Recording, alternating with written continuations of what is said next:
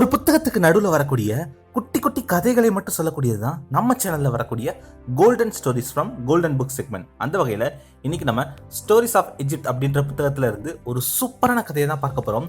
கண்டிப்பா இந்த கதையோட முடிவு உங்களுக்கு ஒரு விழிப்புணர்வை தரும், உங்கள் வாழ்க்கை பற்றிய ஒரு வித்தியாசமான பார்வையை உங்களுக்கு கொடுக்கும். அதனால கண்டிப்பா கேளுங்க.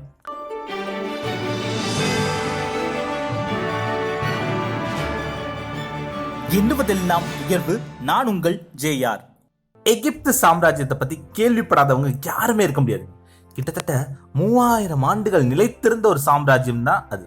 இந்த எகிப்து சாம்ராஜ்யத்துல ஒரு மரபு இருந்தது, ஒரு பாரம்பரியமான சம்பிரதாயம். அது என்னன்னா, ஒரு அரசன் ராஜாவா பதவி ஏற்று 30 ஆண்டுகள் ஆயிடுச்சு அப்படின்னா மறுபடியும் ஒரு பெரிய மைதானத்தோட முன்னிலையில மக்கள் முன்னாடி, தலையாரிகள் முன்னாடி ஓடி காமிக்கணும். அதுவும் மொத்த மைதானத்தையும் 8 முறை ஓடி காமிக்கணும். இடப்பக்கத்துல இருந்து வலப்பக்கமா 4 முறையும், வலப்பக்கத்துல இருந்து இடப்பக்கமா 4 முறையும் 8 ரவுண்டு ஓடி காமிக்கணும். இப்படி ஒரு மரபு எகிப்து சாம்ராஜ்யத்துல இருந்தது. ஆனால் பெரும்பாலான இளவரசர்கள் தங்களோட 30வது வயசுல தான் ராஜாவாவே பதவி ஏத்துக்குவாங்க. அப்பா மன்னன் இறந்த பிறகு கிட்டத்தட்ட 30 வயசு ஆயிரும். அங்கிருந்து ஒரு 30 வருஷம் அப்படின்னா 60 வயசு ஆகும். அந்த 60 வயசு வரைக்கும் அவங்க எல்லாம் உயிரோட இருக்கிறதே பெரிய விஷயம். அதுக்குள்ள இறந்து போயிடுவாங்க. அதனால இது பெரும்பாலும் இருக்காது. அப்படியே ஒரு அதிசயமா 25 வயசுக்குள்ள பதவி ஏற்றால் கூட அங்கிருந்து ஒரு 30 வருஷம்னா 55 வயசுக்குள்ள ஓட வேண்டி இருக்கும். பெரும்பாலும் மன்னர்கள் தினமும் போர் பயிற்சிகள்ல ஈடுபட்டு பயிற்சி செஞ்சு மைதானத்துல 8 முறை ஓடுறதுங்கிறது அவங்களுக்கு ஒரு சாதாரண நிகழ்வா தான் இருக்கும். அந்த மாதிரி 8 முறை ஓடிட்டாங்க அப்படின்னா மறுபடியும் தளபதிகள் முன்னாடி, மகன்கள், பேரன்கள் முன்னாடி ராஜாவா பதவி ஏற்பாங்க, பட்டாபிஷேகம் செய்யப்படும். இந்த மாதிரி ஒரு மரபு காலம் காலமா இருந்தது. இந்த மாதிரி ஒரு காலகட்டத்துல தான் பெப்பி அப்படின்ற ஒரு மன்னன் எகிப்தை ஆட்சி செஞ்சுட்டு இருந்தான். அப்போ அவனுக்கு கிட்டத்தட்ட 58 வயசு ஆயிடுச்சு. மன்னா, நீங்கள் பதவி ஏற்ற 30 வருஷம் ஆயிடுச்சு, அதனால நீங்கள் 8 முறை மைதானத்தை சுத்தி ஓடணும் அப்படின்னு மந்திரிகள், மக்கள் எல்லாருமே வற்புறுத்த ஆரம்பிச்சாங்க. அந்த பெப்பி மன்னன் ஓரளவுக்கு திடகாத்திரமா தான் இருந்தான். நம்மளால 8 முறை மைதானத்தை சுத்தி ஓட முடியும் அப்படின்ற நம்பிக்கையும் அவனுக்கு இருந்தது. ஆனால் இந்த மாதிரி 8 முறை மைதானத்தை சுத்தி ஓடுறதுக்கு முன்னாடி ஒரு தடவையோ 2 தடவையோ பயிற்சியெல்லாம் எடுத்துக்க கூடாது. டைரக்டா அந்த நாள் வரும்போது தான் அந்த மைதானத்தை சுத்தி ஓடணும். அதனால நம்மளால ஓடிட முடியும் நம்பிக்கையோட இருந்தான். ஓட ஆரம்பிச்சான். ஆனா முதல் 2 ரவுண்ட்ல நாக்கு தள்ள ஆரம்பிச்சிருச்சு. முட்டி மோதி 4 ரவுண்ட் ஓடிட்டாரு. அதுக்கு மேல முடியல, மைதானத்திலே சுருண்டு விழுந்தாரு. இதை பார்த்த மக்கள் எல்லாருமே அபசகுணம் அபசகுணம் அப்படின்னு கத்த ஆரம்பிச்சாங்க. ஏன்னா அவங்க கிட்டத்தட்ட மன்னனை தெய்வமாக வணங்கக்கூடியவர்கள். அப்போ மன்னனுக்கு உடல் கட்டுக்கோப்பா இல்லை அப்படின்னா பெரிய அசம்பாவிதம் நம்ம நாட்டுல நடக்க போகுது அப்படின்னு பயந்தாங்க. அதற்கேத்த மாதிரியே எதிர்பாராத விதமா திடீர்னு அடுத்த 2 வாரங்கள்ல மழை பெய்ய ஆரம்பிச்சது.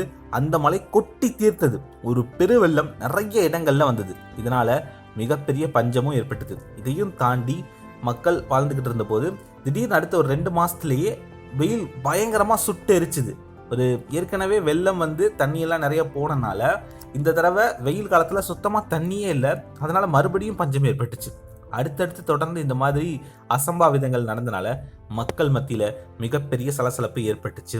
எப்ப வேணா உள்நாட்டு கலவரம் ஏற்படலாம் அப்படிங்கிற நிலைமை இருந்தது. இதனால ஒரு சில மாகாணங்கள்ல தளபதியாக இருந்தவர்கள் இந்த நிலைமையை தங்களுக்கு சாதகமா பயன்படுத்தி மன்னனுக்கு கப்பம் கட்டாம அந்த பகுதியோட மன்னனா தன்னையே அறிவிச்சுக்கிட்டு ஆட்சி செய்ய ஆரம்பிச்சாங்க. நாளுக்கு நாள் நாட்டோட நிலைமை மோசமாயிட்டே இருந்தது. இதே காலகட்டத்துல அந்த மன்னன் சுருண்டு விழுந்தான்ல மைதானத்துல, அதுக்கப்புறம் நோய்வாய்ப்பட்டு படுக்கையிலே இருந்தார். ஆனா சாகவும் இல்லை. அப்புறம் ஒரு நாள் திடீர்னு இறந்து போனாரு. இதை தொடர்ந்து அவருடைய மகன் மோண்டு ஆட்சி பொறுப்பை ஏத்துக்கிட்டான். முதல்ல தன்னுடைய பேச்சை கேட்காத போர் தளபதிகள் யார் யார் இருந்தாங்களோ அவங்க எல்லாரையும் வெட்டி சாச்சான். தன்னுடைய அரசாங்கத்துக்கு எதிராக உள்நாட்டு கலவரத்தை தூண்டி விடக்கூடியவர்கள் யார் யார் அப்படின்றத கண்டுபிடிச்சு அவங்களை கைது செஞ்சு மிகப்பெரிய மைதானத்தின் நடுவில் வச்சு அவங்க உடலை 2 அறுத்து போட்டான். இதனால ஒரு வலிமை வாய்ந்த மன்னன் நமக்கு திரும்ப கிடைச்சிட்டாரு அப்படின்னு மக்கள் நம்ப ஆரம்பிச்சாங்க. மோண்டு தன்னுடைய ஆட்சியை தொடர்ந்தான். இந்த மாதிரி ஓரளவு நிலைமை கட்டுக்குள்ள வந்ததும் அவன் ஆட்சி பொறுப்பை ஏற்று அவன் பண்ண முதல் விஷயம் என்ன அப்படின்னா, இனிமேல் 30 ஆண்டுகளுக்கு ஒரு முறை மன்னன் தன்னை நிரூபிக்கணும் அப்படின்னு எந்த கட்டாயமும் இல்லை அப்படின்னு அந்த பாரம்பரிய சம்பிரதாயத்தை இனிமே மன்னர்கள் கடைபிடிக்க வேணான்னு சட்டம் போட்டான். இதுதான் அவனோட முதல் சட்டமே. அது மட்டும் இல்லாம மன்னன் முழுசா இறந்த பிறகுதான் அடுத்து அவனுடைய மகன் ஆட்சிக்கு வரணும்னு அவசியம் இல்லை. அந்த மன்னன் விரும்பினால் எப்ப வேணும்னாலும் இளவரசனை மன்னனா மாத்தலாம் அப்படின்னு சொன்னாங்க. இந்த கதையில இருந்து நம்ம தெரிஞ்சுக்க வேண்டிய ஒரு முக்கியமான விஷயம் என்ன அப்படின்னா, அந்த பெப்பி மன்னனுக்கு நல்லா தெரியும் 30 வருஷம் கழிச்சு நம்ம மைதானத்துக்கு நடுவில் மக்கள் முன்னிலையில ஓடி காமிக்கணும். அப்படின்னு பண்ணால் மட்டும்தான் நம்ம மறுபடியும் அரசனாவே நீடிக்க முடியும் அப்படின்னு. ஒன்று, அவன் தன்னுடைய உடலை தயாராக வைத்திருந்து கட்டுக்கோப்பாக வச்சிருந்து ஓடி காமிச்சிருக்கணும். அப்படி இல்லைன்னா இந்த மாதிரி நம்மளால ஓட முடியாதுன்னு முதலே தெரிஞ்சிருந்தது அப்படின்னா தன்னோட அதிகாரத்தை பயன்படுத்தி அந்த சட்டத்தையே நீக்கி இருக்கணும். ரெண்டுமே பண்ணாம தண்டமா இருந்து தன்னால ஓட முடியும், ஓடிட முடியும்னு ஒரு குருட்டு நம்பிக்கையில ஓடவும் முடியல. மக்கள் மத்தியில மிகப்பெரிய சலசலப்பு ஏற்பட்டுச்சு. அபசகுணமா ஏதாவது நடக்க போகுது, கெட்டது நடக்க போகுதுன்னு மக்கள் நம்பினாங்க. அவங்க நினைச்ச மாதிரியே நடக்கவும் செஞ்சிருச்சு. இவ்வளவு பெரிய ஆட்சிக்கு கேடாக அது முடிஞ்சது. இப்படியெல்லாம் யாராவது மன்னன் இருப்பானா அப்படின்னு நம்மளுக்கு இப்ப ஆச்சரியமா இருக்கலாம். ஆனால் அந்த மன்னன் மாதிரி தான் நாம நிறைய பேர் யோசிக்காம வாழ்ந்துட்டு இருக்கோம். நாமளும் இந்த மாதிரி ஒவ்வொரு 30 ஆண்டுகளுக்கு ஒரு முறை நம்மை நிரூபிக்கணும் அப்படின்ற கட்டாயம் இருக்கு. அதுல நமக்கு 2 விஷயங்கள் தேவை. ஒன்று, ஆரோக்கியமான உடலை நம்ம வச்சிருக்கணும். அப்படி இல்லைன்னா அதிகாரம் நம்ம கையில இருக்கணும். இன்னைக்கு காலகட்டத்தில் அதிகாரம் அப்படின்றது பணம் தான். ஒன்று, ஆரோக்கியமான உடல் இருக்கணும். அப்படி இல்லைன்னா உங்ககிட்ட நிறைய பணம் இருக்கணும். அப்படி இருந்தால் மட்டும்தான் 50 வயதுக்கு மேல உங்களால நிம்மதியா வாழவே முடியும். இளமையில் வறுமை கொடுமை கிடையாதுங்க, முதுமையில் வறுமை தான் மிகப்பெரிய கொடுமை. கண்டிப்பா நம்ம எல்லாருக்குமே வயசாக போகுதுன்னு நமக்கு தெரியும். அப்போ இந்த மாதிரி ஆரோக்கியமான உணவுகள் எடுத்துக்கணும், உடற்பயிற்சி செய்யணும். நீங்க போர்க்களத்துக்கு போற மாதிரி உங்க உடலை ஆரோக்கியமா வச்சிருக்க வேணாம். ஆனா நம்முடைய உடல்ல உயிர் இருக்க வரைக்கும் நம்ம எழுந்து நடமாடுற அளவுக்கு சக்தி நம்ம கிட்ட இருந்தே ஆகணும். அதற்கு நாம நம்மை தயாரா வச்சிருக்கணும் இல்லையா? அப்படி உடற்பயிற்சி செய்றீங்களா? அப்படி இல்லைன்னா கண்டிப்பா 30 ஆண்டுகளுக்கு பிறகு நமக்கு வேலை இருக்குமா இருக்காதானே தெரியாது. அப்போ இன்னைக்கு நாம வாங்கக்கூடிய சம்பளத்துல ஏதாவது முதலீடு பண்றீங்களா? தங்கத்துல, நிலத்துல, ஷேர் மார்க்கெட்ல, மியூச்சுவல் ஃபண்ட்ல எதுலையாவது முதலீடு பண்றீங்களா? எனக்கு தெரிந்த சில நண்பர்கள் தாங்கள் வாங்கக்கூடிய சம்பளத்துல 50% முதலீடு பண்றாங்க. ஒரு நண்பர் 50,000 தான் சம்பாதிக்கிறாரு, 25,000க்குள்ளேயே தன்னுடைய செலவுகளை வச்சுட்டு மீதி 25,000 முதலீடு பண்றாரு. இந்த மாதிரி 50% உங்களால முதலீடு பண்ண முடியலைன்னா கூட நீங்க வாங்குற சம்பளத்துல 40%, 30%, அட்லீஸ்ட் 20% முதலீடு பண்ணுங்க. எனக்கு தெரிஞ்ச இன்னொரு நண்பர் 20,000 தான் சம்பாதிக்கிறாரு, ஆனாலும் அதுலயும் 4,000 ரூபாய் முதலீடு பண்றாரு. உங்களுக்கு எவ்வளவு சம்பளமோ அதுல இருந்து 20% குறைச்சிக்கோங்க. எனக்கு இவ்வளவுதான் சம்பளம் அப்படின்னு மைண்ட்ல பிக்ஸ் பண்ணிக்கோங்க. அதுக்குள்ள வாழ்க்கையை நடத்துங்க. ஒவ்வொரு மாத சம்பளத்திலிருந்தும் குறைந்தபட்சம் 10%லிருந்து 20%க்குள்ள முதலீட்டுக்குன்னு எடுத்து வைங்க. அதை தங்கமாவோ, நிலமாவோ, மியூச்சுவல் ஃபண்டு, பங்குச்சந்தை முதலீடுகளாகவோ பிரிச்சு முதலீடு பண்ணுங்க.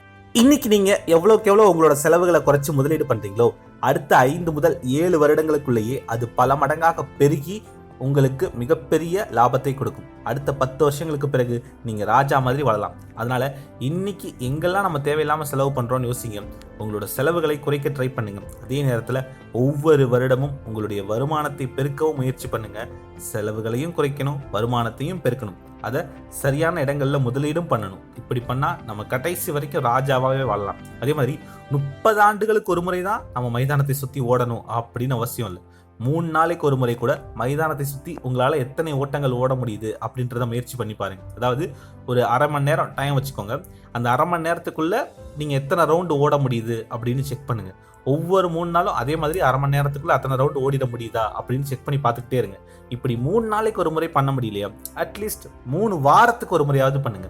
3 வாரத்துக்கு ஒரு முறையும் பண்ண முடியலையா, அப்போ 3 மாசத்துக்கு ஒரு முறையாவது மைதானத்தை சுத்தி எத்தனை ரவுண்டு ஓட முடியுது அதே மாதிரி எப்பயுமே மெயின்டைன் பண்ண முடியுதான்னு பாருங்க.